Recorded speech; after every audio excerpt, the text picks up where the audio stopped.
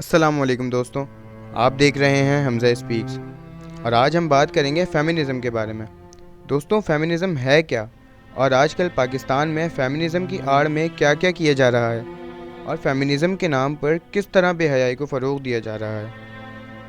آج سے 1400 سال پہلے لڑکی کو پیدا ہوتے ہی زمین میں گاڑ دیا جاتا تھا۔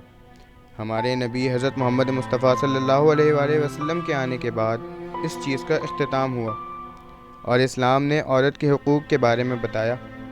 لیکن آج کے دور میں بھی کچھ ایسے لوگ موجود ہیں جو عورت کو زندہ گاڑتے تو نہیں ہیں، لیکن وہ اس دور سے زیادہ مختلف بھی نہیں ہیں کہ جو لڑکی کو اعلیٰ تعلیم حاصل کرنے سے محروم رکھتے ہیں اور گھر کے کام کاج سکھا کر چھوٹی عمر میں بڑی عمر کے مردوں کے ساتھ زبردستی بھی دیتے ہیں۔ یہ ظلم بھی پیدا ہوتے ہی گاڑ دینے کے ظلم سے زیادہ چھوٹا نہیں ہے۔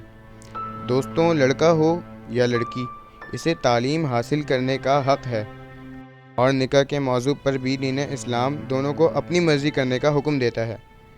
لیکن کچھ لوگ یہ حق لڑکی سے چھین لیتے ہیں اور یہی حقوق دلانے کے لیے فیمنزم وجود میں آیا۔ لیکن آج کل عورتیں جس مقصد کے تحت سڑکوں پر نکل رہی ہیں، یہ ہرگز فیمنزم نہیں ہے، بلکہ یوں کہوں کہ فیمنزم کی آڑ میں اپنی ذاتی خواہشات کا اظہار کرنا۔ یہ تو بالکل اس طرح ہے کہ جہاں لوہا گرم دیکھا چوٹ مار دی۔ ہاں، بالکل اس دور میں جتنا کردار مردوں کا ہے اتنا ہی عورتوں کا بھی ہے۔ عورت کا حق ہے کہ اسے اپنے شوہر کے گھر میں تحفظ حاصل ہو، اسے عزت، جان، مال اور ایمان کا تحفظ حاصل ہو۔ وہ اس گھر جا کر مطمئن رہے کہ ہاں، یہ میرا ہی گھر ہے اور میرے شوہر نے مجھے میری تمام اچھائیوں اور برائیوں کے ساتھ قبول کیا ہے۔ اور مردوں کو چاہیے کہ عورت کو اس بات کا احساس دلایا جائے کہ اسے اس کی اچھائیوں پر سراہا جائے گا اور اس کی برائیوں کو درگزر کر دیا جائے گا۔ دوستوں، اللہ تعالیٰ نے عورت اور مرد دونوں کو علیحدہ علیحدہ صلاحیتوں کے ساتھ پیدا کیا ہے اور انسانیت کے رشتے میں عورت یکساں عزت و احترام کی حامل ہے۔ لیکن دیکھنا یہ بھی ہے کہ مرد کو کس مقصد کے لیے پیدا کیا گیا ہے اور عورت کو کس مقصد کے لیے۔ جیسے عورت گھر کو جنت بناتی ہے، اسی طرح اس جنت کا خزانہ مرد کی ذمہ داری ہوتی ہے۔ اور آج کل کے زمانے میں اگر مرد اپنی ذمہ داری پوری کر رہا ہے تو کہیں نہ کہیں عورت اپنا کردار پوری طرح سے نہیں نبھا رہی۔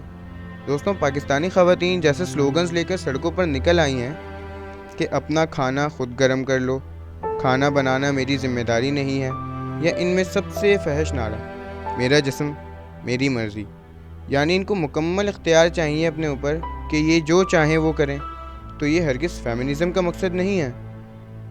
100% ان کی ذاتی خواہشات ہیں کہ یہ مغربی رواج کے مطابق کپڑے پہنیں یا اپنی مرضی کے مطابق گھر سے باہر نکلیں یا اپنی مرضی کے مطابق اپنے جسم کا استعمال کریں۔